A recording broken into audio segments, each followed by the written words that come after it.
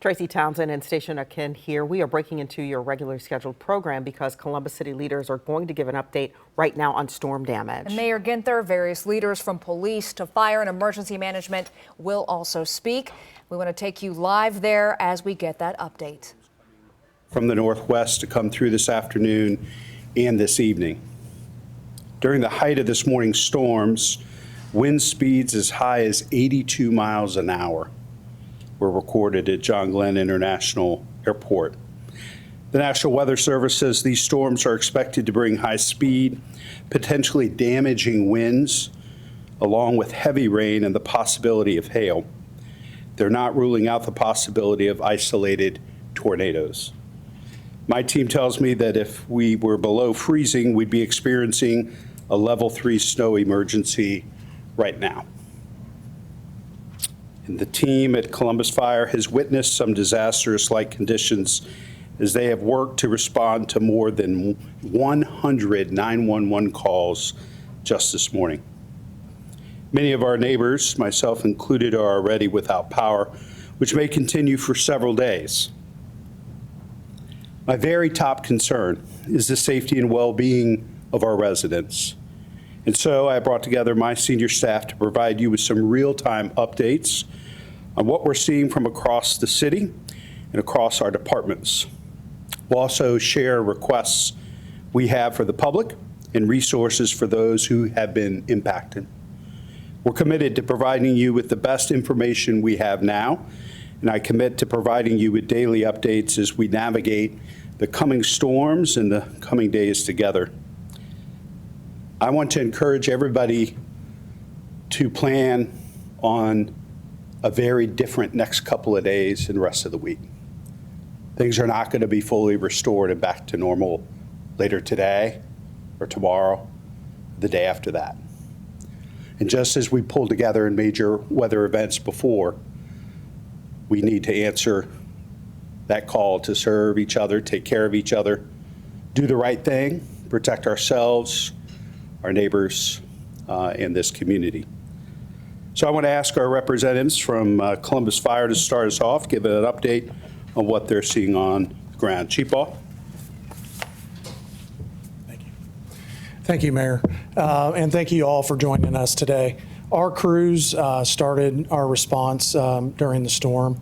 And as the mayor said, at one point we had over 110 incidents that had been dispatched for our people to respond to during a short period of time. The majority of our damage seemed to have been on the south side, started around the Parsons and Hinman area, extending eastward towards Marion and Lockbourne. We have a lot of buildings that had their roofs ripped off by the storm, several vehicles turned over, and the buildings that had substantial damage, we made sure that we did a search to make sure that there was nobody that was injured or trapped. And then right now we are currently conducting a secondary search across the path of the storm on the south end to make sure that there was no one that was left behind. We also had other vehicles that responded to damage closer to Broad Street on the east side, up near Oak and Town, and then also along the northeast side near Airport Road. But the severe damage that we're seeing is mostly on the south end. So all of our people were able to ascertain that right now there was no one that was injured or that needed anything from us. All of our vehicles were able, and our personnel worked really well. This is what they're trained to do. This is what they're prepared to do, is to be able to respond to an emergency, quickly assess the situation, and then move forward. We worked well with our partners with police to make sure that once we determine that an area needs to be cordoned off, police will assist us in making sure that no one gets into a dangerous area. So if you see power lines that are down, make sure you stay away from those, because we can't really verify that those power lines have been cut off from power. We want to make sure that no one's injured. If you see flooding, maybe some of the flooding has receded, but there might be additional flooding that happens later, is make sure that you don't drive through the flooding, because then that really relates to us having to be called for a 911 call for rescue. So try to keep yourself out of those conditions. And then this is just a good reminder of severe weather. We're all trained in school, and then that continues through adulthood, that if severe weather is approaching or expected, that you might need to take some shelter, whether that's inside, find a secure area in the middle of the building, or if you have a basement, retreat to the basement. Thank you. Chief Sagal can provide some updates from police. Good afternoon, everybody. The Division of Police's primary responsibility during a natural disaster is to assist fire with cordoning off areas and providing resources for traffic control and safety and security in and around these dangerous areas. For us right now, again, it's primarily on the south end, but it spreads throughout the entire city. There's reports of trees and wires down throughout the city. We brought in additional traffic officers to be able to help coordinate the responses, close roadways, and set up cone patterns around some of those downed areas. Again, we've activated our Emergency Operations Center and established a command post along with fire to be able to coordinate all of the resources that we're sending down to these dangerous areas. We ask the public to stay away from those areas. If it looks dangerous, they can report it in one of the many different ways. If somebody's safety and security is currently being threatened, we would ask that they call 911. If it's a downed tree where nobody's in danger, we're going to ask that those get referred over to the 311 system so that we can handle those as personnel become available. And that's the police's response right now. Thank you.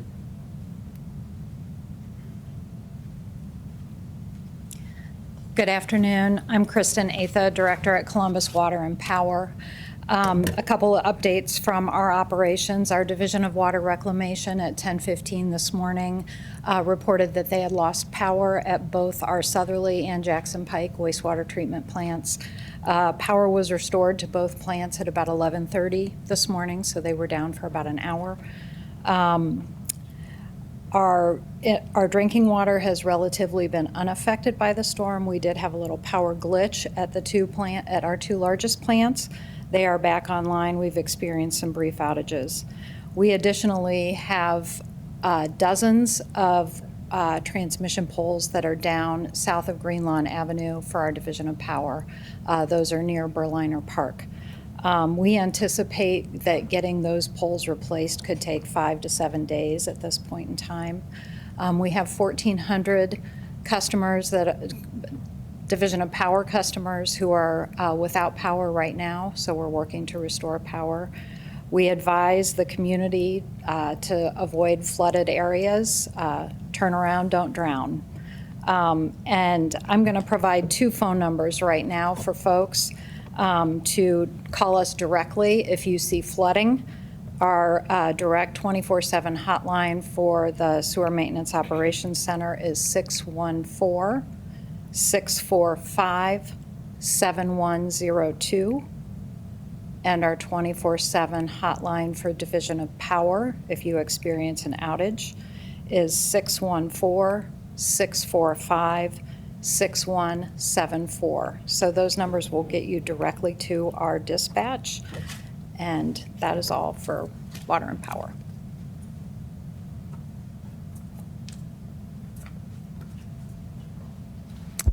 Good afternoon, everyone. I'm Dr. Mashika Roberts, Health Commissioner for Columbus Public Health. You've heard from the mayor and some of our colleagues.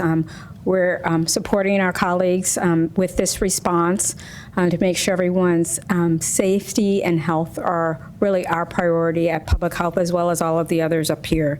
We are working with our colleagues at Columbus Fire as well as American Red Cross if there is a need to open a shelter. You heard earlier that the South Side had been impacted, and so we are ready and positioned to help make sure that that shelter, once it's opened, is safe. We'll have our inspectors go through it, and then we house nurses there for a short period of time to make sure anyone who goes to that shelter doesn't have any health issues that need to be addressed immediately and are safe to stay in that shelter. In addition to that, I just want to remind people, we don't know how long some people will be without power, and there's some important things people should be doing to make sure their food is safe to eat and their medicine is still effective and safe to continue taking if they have lost power. So keep in mind that refrigerators as well as freezers, the longer you can keep those doors closed, the more effective they'll be at cooling the items inside. So a refrigerator, if it is closed, can keep food safe for about 4 hours without power if you can keep those doors closed. A freezer can keep food safe for about 48 hours, so much longer period of time in a freezer, and that's particularly if it's a packed freezer. If it's a half-packed freezer, you can reduce that by about 24 hours. So a half-packed freezer can keep food frozen for about 24 hours, again, if you're not opening and closing the door repetitively. Other things people can do during this time is they can get coolers. They can put some ice in coolers or some ice packs in coolers to try to keep their food cold and their medicine at the appropriate temperature.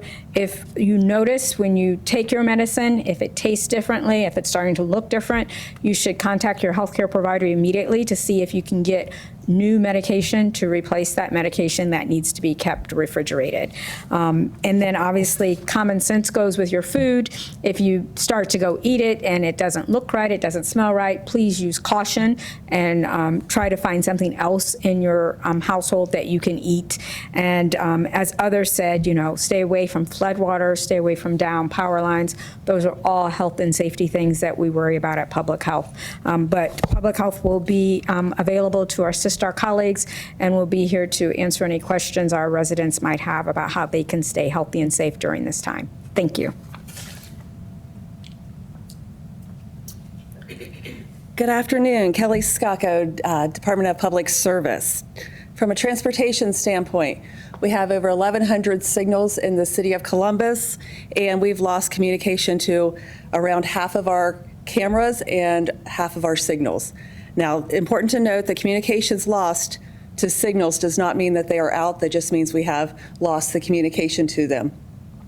We are assessing what issues we have, whether we have lost power to them or if there has been damage to them.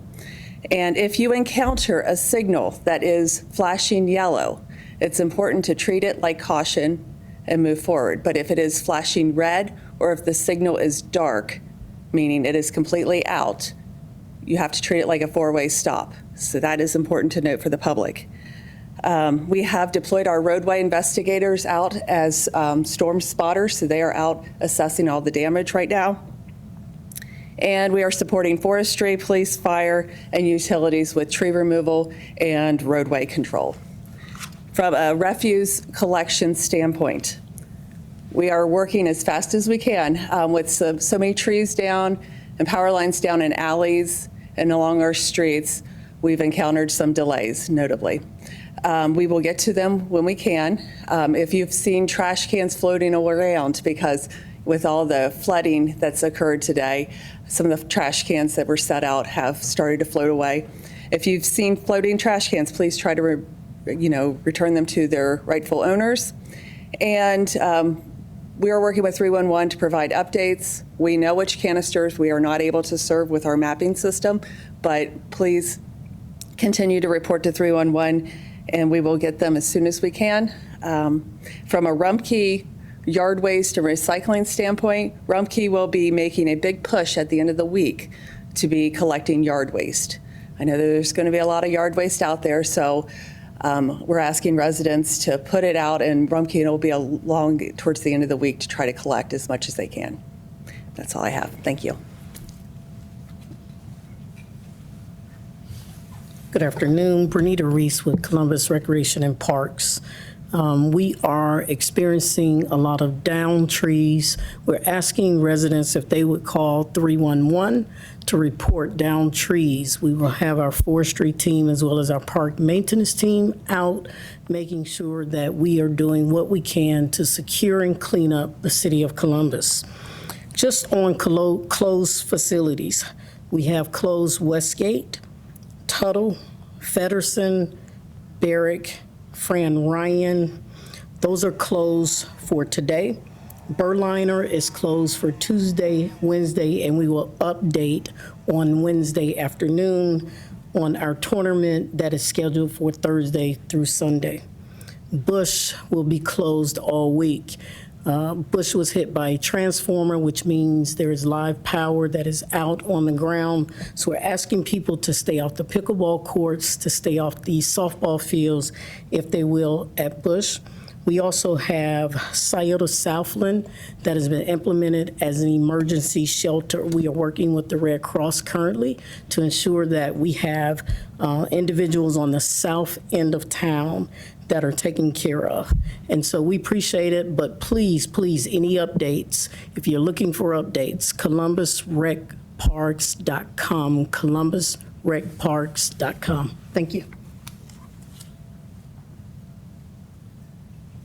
Good afternoon. Scott Messer, I'm the Director of Building and Zoning Services, and just want to let you know that we have numerous structural building inspectors that are out around the city right now assessing damage. There are numerous buildings that have had substantial damage, as folks have mentioned here. And as the mayor indicated, it may take some days before we're able to get to every single building to assess, whether they're safe to occupy going forward.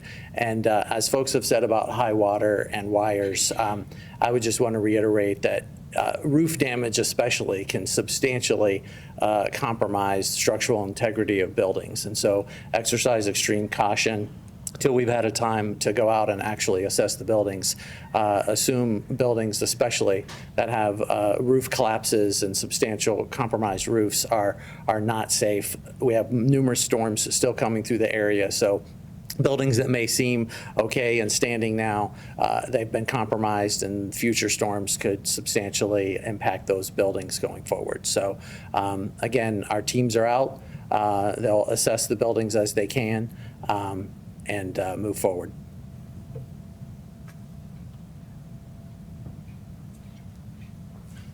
The good news. 311 call center is open and taking calls, if you've heard, from all of my colleagues listed here.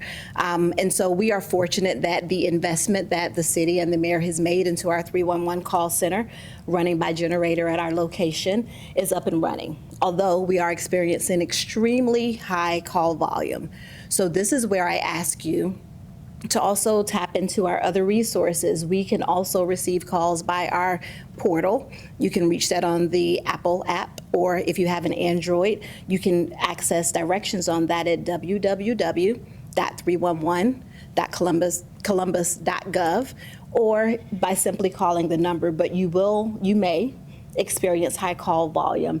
As was stated by my colleagues, the South Side has taken quite a hit in this storm, and so one of our locations is the Reeb Center. It is without power at this moment, and we know that a number of our partners and colleagues are located inside the Reeb Center. And so if you have access to those, or if you need those, we ask that you would also make sure to call 311, and we'll be able to partner with Reeb and get those calls to them as well. We also have sustained a bit of water damage in our West Side Pride Center. We may be locating and moving to remote, but remote work will still work for today. And so we are asking that you would dial in. 311 is open, is taking calls. We're asking that when you call, we're also trying to help our partners in safety by please direct your calls to 311, and if there is a need for you to reach the non-emergency number for police, our staff is also prepared to help you with that. That number is 645-4545, but we are happy to do that for you as well. Thank you.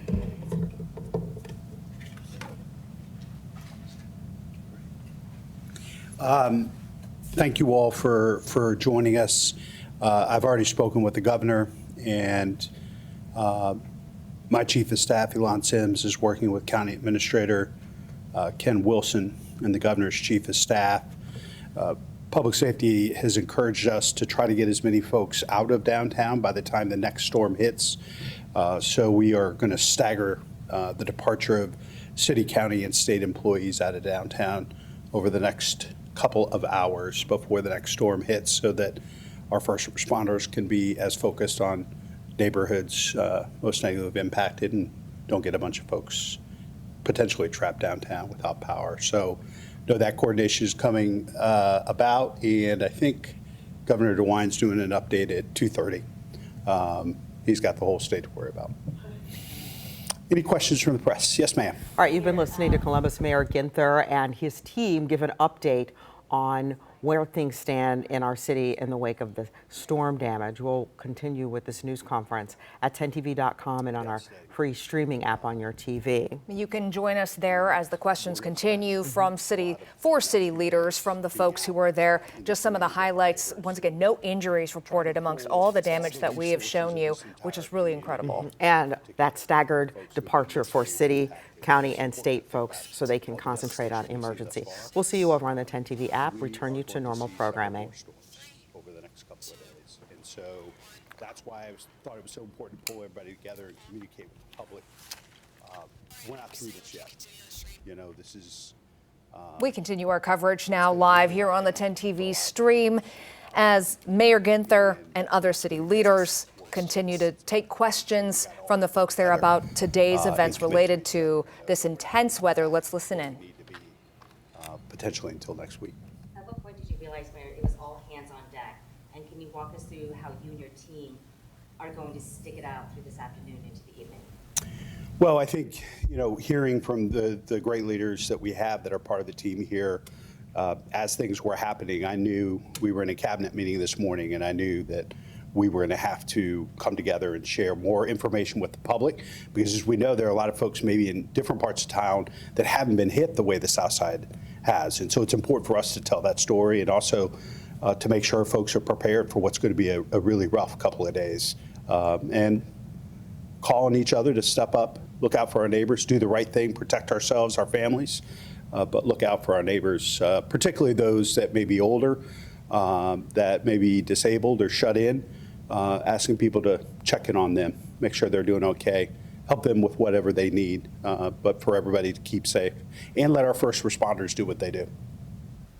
Mayor, a lot of times we see this damage happening in areas outside of the metro area. Have you ever seen this much extensive damage happening in the actual city? And also, I just want to confirm, I don't believe anybody said there were any injuries, but do we know of anybody who was injured?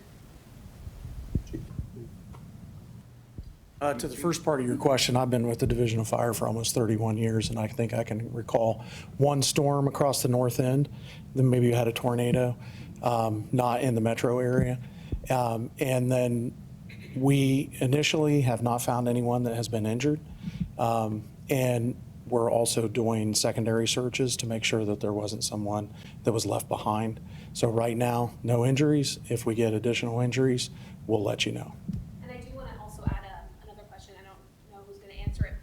Seeing we're not out of the woods yet, do we anticipate having to activate the flood wall?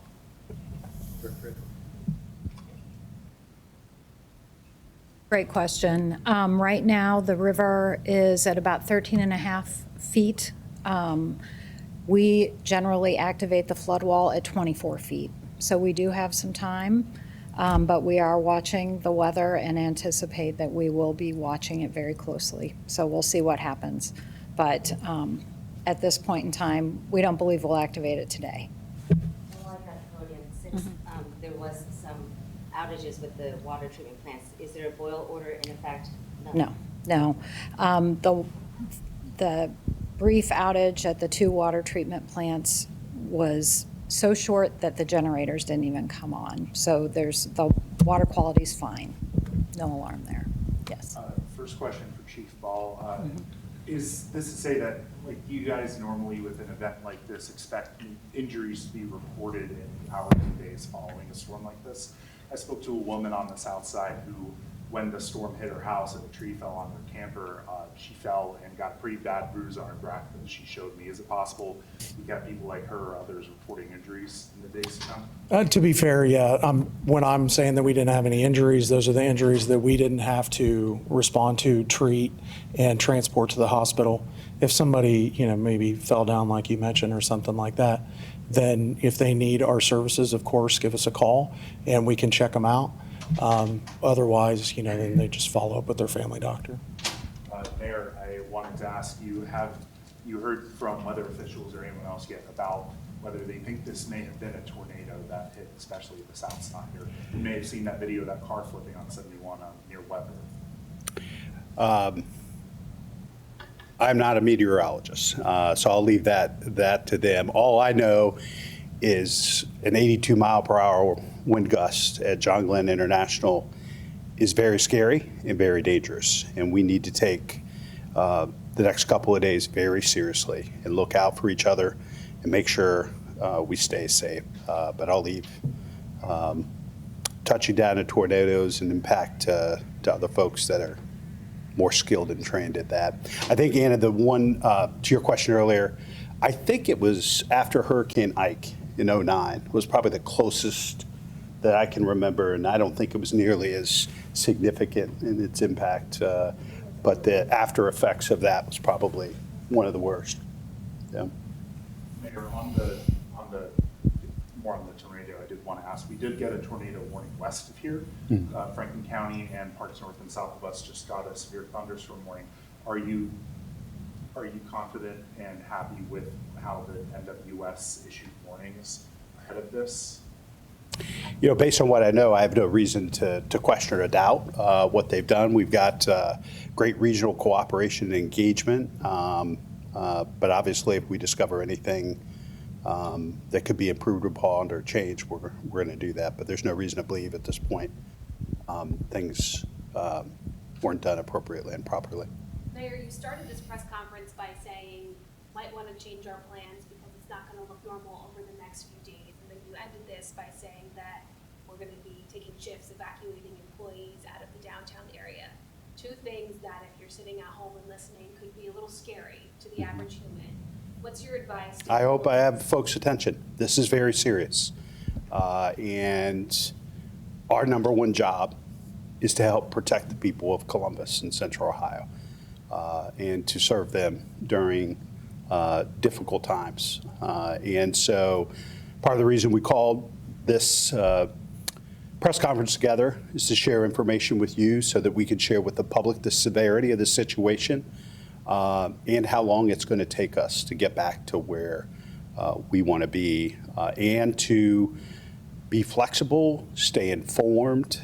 We'll do daily updates just as we would in other major weather events and report out, try to be as transparent as possible, but also give information to folks about how they can seek resources, particularly if folks are going to be without power, potentially losing refrigerators and freezers of food, and how folks can get those basic needs met, shelter, other things. But really asking the public to stay engaged, stay informed, stay flexible, ask our employers as well.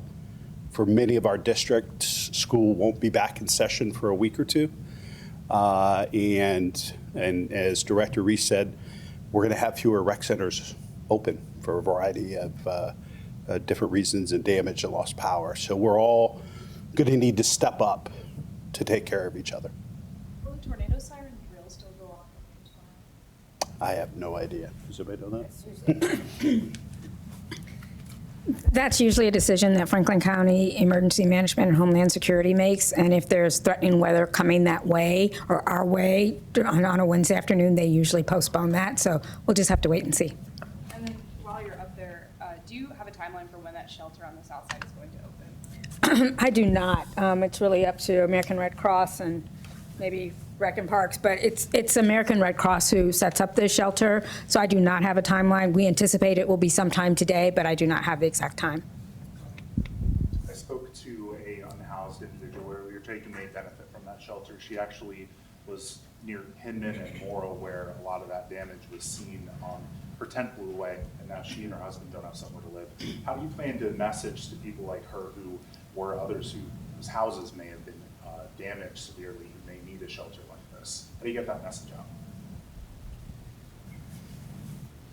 I would say that 311 is really a help, I would say, information line. And so when you think about Red Cross is the one that's really going out and making sure that people still have shelter. That's our number one priority, is making sure that people stay safe during this time. And I think that's one of the things that they can look at, and that is contacting Red Cross. And if they don't have that information, it's very easy, just 311, and they'll be able to really give them the correct information they need to ensure that they are safe and have shelter provided. the roof was very clearly damaged at the Barrett Community Center. What do you know about the extent of that? The roof is off the building. I will say that. I have seen pictures headed there shortly after this, and so we are just, I would say, glad that no staff. That's our number one, is making sure that people are safe, staff are safe, and we're ensuring that we get that building secure and take care of that facility and making sure that the staff are able to get home safe. As your inspectors are going through, looking at these buildings and assessing damage, how are you prioritizing which ones need to be assessed first? And if we have storms again this afternoon, are you waiting for that to pass, and will you be working tonight to reassess buildings? That is correct. Largely, we're partnering with the Division of Fire to understand, which buildings are more severe, which buildings are not severe, and we are prioritizing the buildings that have the most substantial damage. And yes, as we have more damage possible with future storms, we will be working throughout the evening to ascertain the damage and in the coming days. To your point, there may be some people that don't have access to be able to call 311 or don't have access to that. And so we have personnel along with fire that are going to be out there that are going to be assessing. We've called in additional personnel. So if we run across someone, we encourage them to let us know what's going on. And we're going to be also making those referrals and making sure that we're putting people in touch with the people that need to help them. And so I just wanted to point that out as well. Again, along the lines of that question, we're going to have a lot of community members going to want to go out and help their fellow community members, their neighbors. What we do ask is that they pay attention to the incoming weather and plan that help accordingly. So obviously, we want them to seek shelter during the upcoming storms so that they're not putting themselves in danger while they're trying to help their neighbors, and then help coordinate those responses when the weather's safer as well. How difficult is it to be able to keep your team on your feet and on your toes, and the city on their toes, especially if we're going to get hit by another storm soon as well? How difficult is it to plan around this? That's why you hire great leaders, and that's why they're up here with me. And all the city employees. We're blessed. I'm a little biased, but I think we have some of the best municipal employees in America. And this is why they chose to do what they do, and that is to serve their community, to serve their neighbors, and to put their best selves forward. And so I am very confident that we will come out of this stronger than we went into it. But it's going to be a difficult, trying couple of days. Thanks, everybody. I'll stick around if you have questions about other things. Oh, yep.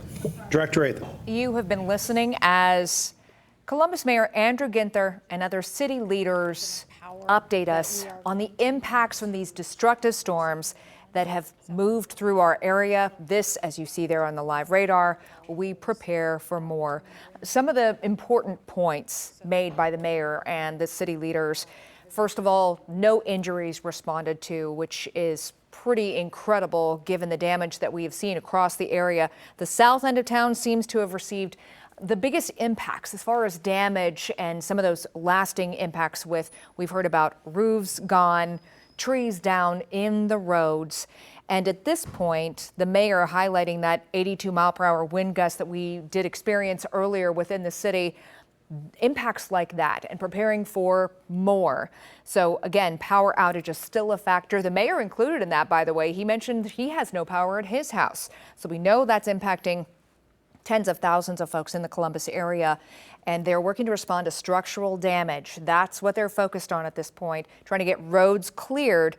And if trees are down in the area, the best advice is to call 311. 311 really being kind of the best place for the most updated information on access to services if you are not sure. So they are working to open a shelter at this point on the south side of town, and no timeline for when that shelter will be up and running. That is something the city is working with the Red Cross. So we know folks are going to be without power potentially for a couple of days based on what we've just heard.